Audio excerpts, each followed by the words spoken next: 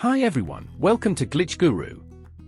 In this video, we'll show you what to do if Instagram is not showing comments on your Android or iPhone.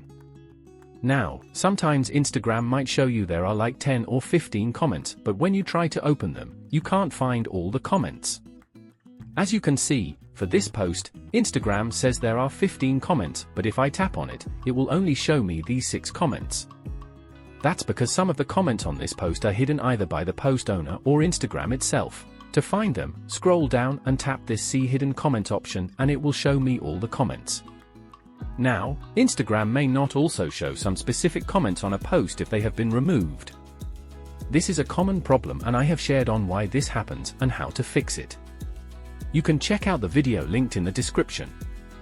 Another thing you need to do is make sure that you haven't blocked comments from specific accounts. To do this, head to your Instagram profile and tap the menu icon in the top right corner. Now, scroll down to tap on Comments. Here, tap on Allow Comments From. Make sure it is set to Everyone. Go back to the previous menu and tap on Block Comments From. If you see any accounts here, just tap Unblock and select Unblock again to confirm. If you have any questions about this, feel free to ask them in the comments below.